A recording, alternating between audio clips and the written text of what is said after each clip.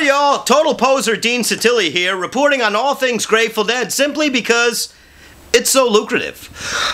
Last night at the Cap, Phil's 78th birthday, and it was just an amazing love-filled night at the Cap. You know, as soon as I get out of my car, I run into my famous accordion-playing brother Nick, who gives me a parking tip.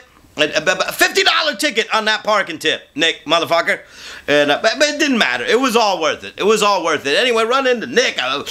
Just right away, love everywhere. Love the whole way. Sometimes like the bar at Cheers, just want to go where everybody knows your name. And the Cap, if you haven't been there, the regulars there, unbelievably beautiful people. Love the music, love each other, and it's just a wonderful place to be. Go in there right away, run into Dana and Tracy and all the regulars up there. You see them, Doug Clifton, right? All those people. Jay, I didn't see Debbie, but I know she was over there. I know she was over there.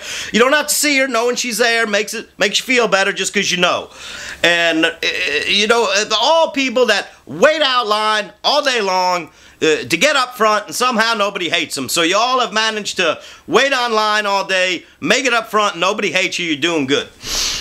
You walk in, you get the 78th postcard, right? Because the Cap's famous for going the extra mile for things like this. You get the 78th postcard with directions on the back, how we're going to sing to Phil, because we all know Deadheads are notoriously proficient at following directions, right? So anyway, it's just the place is full of love, and there to celebrate Phil.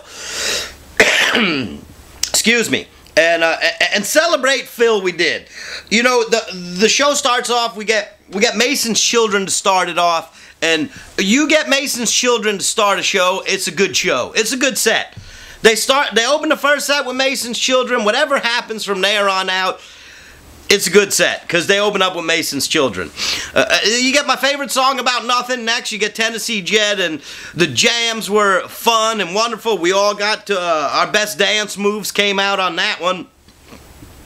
And then I'm not going to say negative stuff, because this is Phil's 78th birthday. So but they did It's All Over Now, Baby Blue. Like they turned it into a pop rock song. It was poppy and fast, and that's what they did. It's All Over Now, Baby Blue. I'm not going to say anything about that. Then they did Bertha. Bertha was a lot of fun. We all got back to dancing as hard as we could on Bertha after being a little bit confused during It's All Over Now, Baby Blue.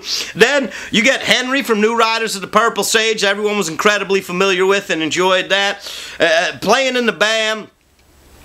You get the whole thing. You know, playing in the band gets broke up a lot. You get the reprise coming at you later, but we just went through the whole thing. Got the whole thing covered into I Know You Rider. The Rider, we had fun during the Rider Jam. You got Schofield there. Schofield, you know, gets involved in the party big time on the Rider.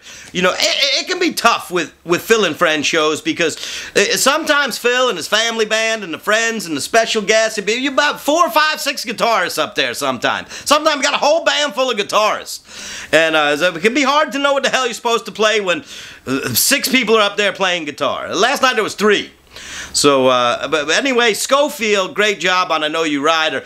And you know, what I was watching all night, people often ask, like, you know, why doesn't Phil play with Dead and Company or this or that, or whatever it is they had to say. On the duo tour, Phil, a couple times on duo tour, just broke out in the case of the Huggies. He just got so full of love and gratitude, just went around the stage hugging people. First night at Radio City after the Play-In Jam that opened the second set, I mean, Phil just got a case of the Huggies, went over, hugged Weir, gave Trey a hug and a kiss, but just broke out in the Huggies. He did that in Chicago, too. Just got all filled up with love, broke out in the Huggies. And he didn't do that with the family band, but when you watch Phil, because I really, all night last night had an eye on Phil, you'll never see a happier version of Phil than when he's playing with his band.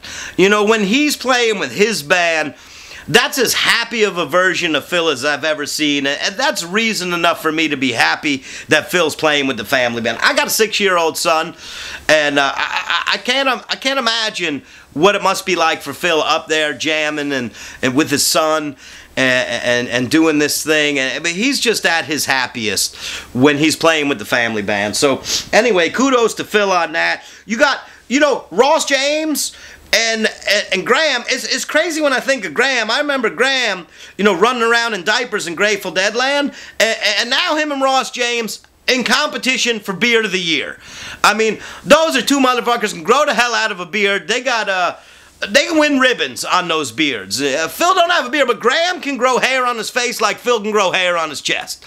And two strong beards up there last night. We come out for the second set, and got the firemen from up the street, who are always, over there. There's obviously some deadheads over there at the firehouse. Phil gets the honorary firefighter award, gets the incredible helmet and the jacket and the whole 9 yards. The fire chief's there to present him with it, and but it was just beautiful, just beautiful. We all sing happy birthday to Phil. Shapiro brings out the cake. I mean, it's Phil's birthday. Everybody's happy. Everybody's filled up with love. The community's there to embrace Phil's contribution. But just an amazing moment for all of us to share together. It was beautiful. We got the music started with the Music Never Stop, which is a good way to get started. Music Never Stop goes right into some Led Zeppelin's next, No Quarter. And it's funny during No Quarter, for whatever reason, and I understand this is my problem, it's not anyone else's, and it certainly isn't Alex's, or anything, but I got this mental block with drummers that sing. For whatever reason, it's like a trumpet player on stage riding a bike or something while he's playing his trumpet. I don't know why I got this mental block with drummers singing, but I know you can name all the ones that play the drums and sing good, and I get it. It's my own thing. I'll get past it. Anyway, Alex sung great. He sounded great on No Quarter. He's a good singer. No Quarter goes into Shakedown, kicked ass, and in the middle of Shakedown, that little bridge, you get Funkadelic. You get some Funkadelic. Shit. Goddamn. Get off your ass and jam. I mean, that was better than Shake It Down Downs. It was better than the Shake It Down Downs. Great to get some Funkadelic in there. That was fun. That goes right into the Dark Star. Dark Star went deep and groovy. And that turns into some Help on the Way. Right out of the Dark Star, you get Help on the Way, and Slipknot got Slippery, and in my mind, I'm always going right to Franklin's out of Slipknot, and no, that right into Casey Jones, and it was smooth. That was a smooth transition. It was like J-Rad kind of transition. You weren't expecting that, and right into Casey Jones, and the Casey Jones is fun, and when they're killing that jam at the end, seamless right into the Slipknot again, which was a great, and then they get to Franklin's. So that's important to me. They got to Franklin's, and when they got to Franklin's, they gave Franklin's the full treatment to get back to Dark Star, finish that. I mean, everything is getting the complete treatment set to last night. They ended with the do, a beautiful exclamation point on a second set that was... Boy, there's no weak songs in that second set. That second set's got something to say about second sets for Phil and the family band. That's a good one.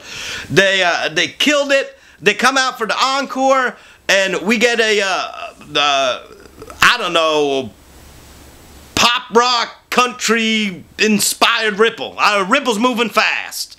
If anyone's got problem with the tempo of Grateful Dead music and how it's played by the different incarnations of people that play Grateful Dead music, it's clear it's not Phil's problem with tempo, because Phil plays some fast shit. Doesn't bother him a bit, and he kill it.